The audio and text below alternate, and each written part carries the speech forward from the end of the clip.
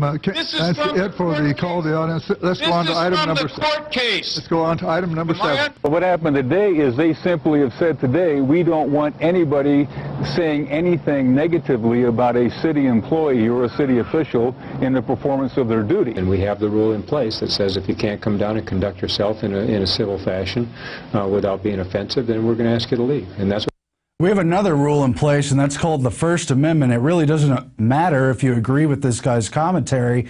He has every right to call them out, and so I guess they're trying to move towards those kind of Congress rules where you're upset about the fox being in the hen house, but you can't even identify who the foxes are in the room or call them out by names. Now, again, this mayor is one of 150 mayors who signed a pledge back after Jared Lee Loughner shot so many people, calling for Americans to choose their words carefully and to speak truthfully without accusing. Very bad precedent, and we hope that doesn't stand. And I would imagine we're probably going to try to get this gentleman on the show. Whether or not you thought he was civil in this meeting, he, of course, as I stated, has a right to say what he said. In other news, the Libyan al-Qaeda gets a seat at the United Nations. That's after more than a month for people like Hillary Clinton pushing for the National Transitional Council to get the United Nations seat, which has been de facto vacated ever since the siege against Gaddafi began. The fact that this is al-Qaeda who's taken over in Libya has been well known since at least March. We've covered the stories. Former Libyan al-Qaeda leader says there's more than 1,000 jihadists among the rebels. This story from the Telegraph. Libya, the West, and al-Qaeda on the same side. We also have freelance jihadists join Libyan rebels. So from the NFL to shopping centers and more, Americans will be increasingly kept under a police state, patted down for regular behavior, but al-Qaeda will be given a seat at the already totally discredited United Nations, which willingly passed the resolution to allow the NATO airstrikes on Libya in the first place. And finally tonight, we want to cover the move to create an artificial volcano type effect through geoengineering the climate. This actually has very little to do with volcanoes, which, by the way, put off far more CO2 than man could even dream to put out. It has to do with the scheme to pump sulfur and I guess other particles into the atmosphere through a mile-long or so glorified garden hose that's going to be suspended by this balloon.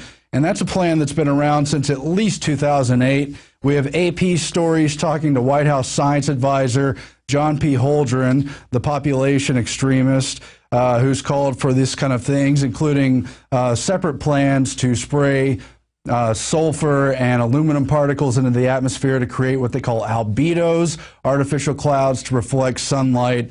And then we have the Council on Foreign Relations reporting on geoengineering on a planetary scale and the geoengineering option. And this incorporates many of the leading scientists who all say this is a good plan, even though it's extremely dangerous.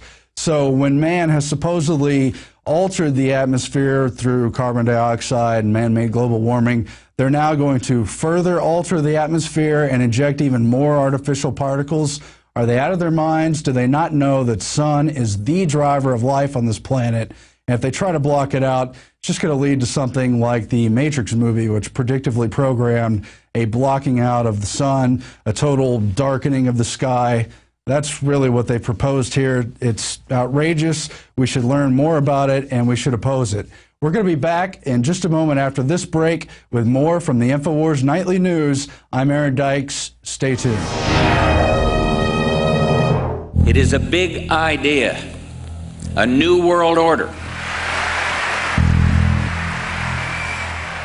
In the near future, Earth is dominated by a powerful world government. It's known as the Bilderberg Group. Could their objective be world domination? For thousands of years, their dark order grew. Now, as they hail the birth of the New World Order, their great dream of exterminating 80% of humanity is at hand.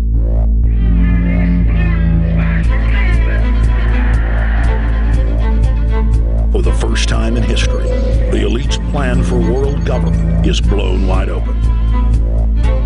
You will learn the secret that drives the entire New World Order agenda. Bilderberg is making great progress toward a world government, and only an educated, informed public can stop them in their tracks. It's Chalabi, eh? For the first time, all the pieces have been put together. The dots have been connected, and the picture is crystal clear.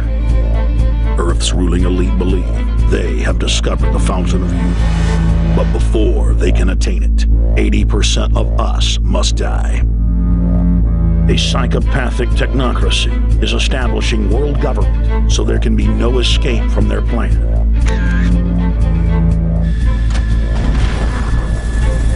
The New World Order is the old world order. I mean, it's just the names have changed, the appearances have changed.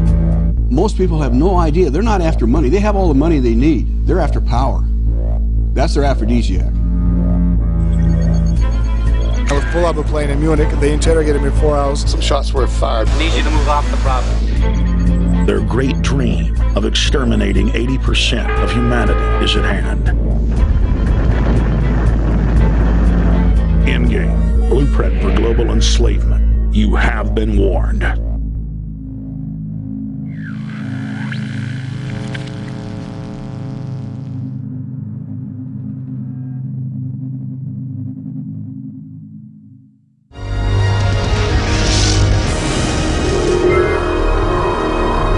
The Federal Reserve, of course, yesterday announced that they're going to continue, at least for the next 2 years, to have 0% interest rates for the mega banks, not for the general public.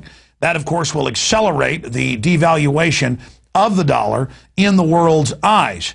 And so we saw a massive plunge in the dollar today before the Federal Reserve went in and propped it up. The federal government is at an all-time historical low with credibility with the American people. Gibson Guitars has now been raided, and we've now learned it wasn't over illegal foreign wood. It was over, quote, labor practices, because under UN Agenda 21 international law, you can't import wood and then work the wood or make any changes to it. Fukushima is still melting down. 5 of the 6 giant reactors have totally exploded and melted down. And in the last few weeks, they admit that 3 days into Fukushima, happened on a Friday, by Monday, they knew that 3 of the reactors, later it was all 5 of the 6, had exploded. I knew on that Monday morning when I watched the reactor explode that it was a complete and total meltdown and a meltdown explosion. And then I interviewed top nuclear physicists who'd been in Japan and who had gotten samples. Of course, Western governments all knew what the mushroom cloud meant, but it showed that fission had taken place, that a Chernobyl-type explosion, much bigger than Chernobyl, had taken place. That was reactor 3 with uranium and super deadly plutonium. And it turned out that they had 500,000 spent fuel rods. Well, it was a total of 614,000. But on that particular reactor, the majority of them, 500,000+, were stored on the roof and in holding tanks and were spewed into the air. Central Texas, the worst fires in recorded history have struck after a 5-year drought has brought us to basically, in many areas, desert-like conditions. A lot of the grass is just dying in Austin and is now sand. FEMA has done what they've done in Arizona and so many other areas. They showed up 2 days into these fires that have destroyed over 150,000 acres just in one area alone. Well over 1,200 homes, deaths. The farmers, the ranchers were getting together, protecting their land. FEMA came in and said, no, you can't build fire berms.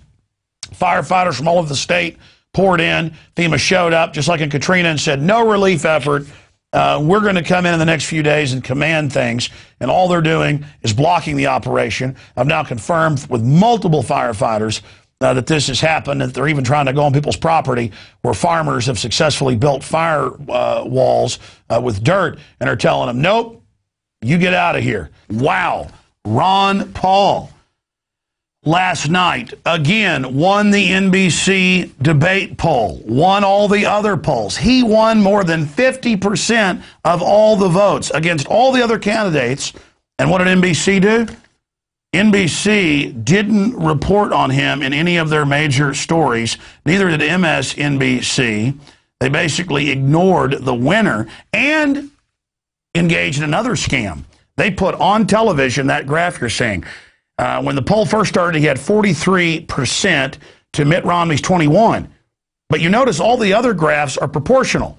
1.3 is proportional to 2.7. 2.9 is proportional to 4%. 7.8 is proportional to 16.4. 16.4 is proportional to 21.5 of Mitt Romney. But Ron Paul, with 21 plus points more, looks like he's only barely winning.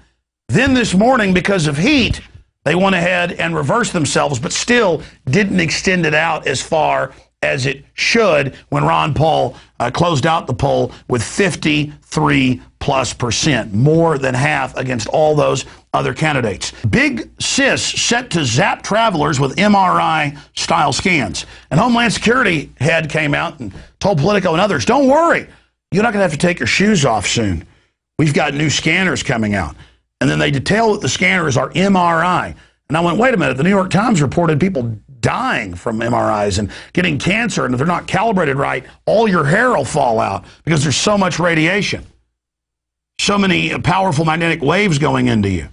And so not only are they going to bake you with the naked body scanners or make you walk by those open x-ray scanning luggage, now they're going to try to make you fry your feet with an MRI. You have any idea what MRI type technology does to metal if it's inside you? I mean, this is just unbelievable. But it's even more unbelievable that the TSA workers stand around inside of these facilities, basically being microwaved and baked. They're the ones that are really getting cooked. First off, not just in New York, but all over the country, we are seeing checkpoints being set up. And they tell us, oh, it's a special event. Because 9/11 is coming, we're going to have checkpoints on the highways, and we're going to search you without a warrant. There's no Fourth Amendment because of a special event. Just like under federal grants, they say, oh, we're going to have a no-refusal weekend where we take blood at checkpoints from you, violating your Fourth Amendment under federal grants. Now they're announcing it's just 24/7, 365. So that's how they started. Only sometimes is the Fourth Amendment suspended because the tyrants say so. And only sometimes do we have checkpoints. You see, that's how it's working. And so they are running around saying bag searches, checkpoints in New York amid threat. And they're pulling over taxi drivers, trucks, citizens, searching people's person. Tens of thousands of people a year now in New York. They make you line up and frisk you. Just absolutely incredible. Worse than North Korea, worse than third world countries I've been to in Central America. Okay, that was Alex with some of the headlines. Let's go now to some of the special reports. They're allowed to videotape you with their dash cams and other recording devices, yet they expect us not to be allowed to videotape them. What do you think about that? I don't think it's fair at all. First of all, I believe it's contrary to the First Amendment. If they're able to record us, then we should be able to record them. It's only fair. There needs to be checks and balances. I don't trust them. I don't trust them. It's always us getting in trouble because they have the cameras on us. But when the camera's on them, it's a threat to them because then they know that they could get caught very easily doing something they're not supposed to. What do you feel about losing a lot of our civil liberties since 9/11? It sucks. You know, you have, people that can invade your phone calls and text messages and emails, and so you really don't have any privacy, and that really scares me. So I think that 9/11 was sort of the Trojan horse for all that sort of policy to come in. If you notice, there's free speech zones. We can only free speech in certain areas now. So yeah, it's almost like everything that we once had is slowly shrinking. Is it worth it to make us more safe, to lose our liberties? No, certainly not. I mean, 9/11 was a terrible event, but in terms of the things that have happened since then making us more safe, I'd say that's the other side of the coin. Do you think there needs to be a new investigation into September 11th? I don't think it would hurt. I don't know how much we would know about it, or again, maybe how unbiased it would be, but I think it always is something that is interesting to look at further. I think America should demand a new investigation. Definitely be interesting to see things that I'm sure the government didn't want the public knowing at the time. The only way to get to the bottom of it is to do more research. And we've got a couple clips here. The first one is ABC News from a year ago, in case you're a new viewer and doubting us. whitewashing it. U.S. military is concerned. They don't like helping grow opium, protecting it, helping ship it out. And so they've spoken out. So the government's response is just throw it in everybody's face and go,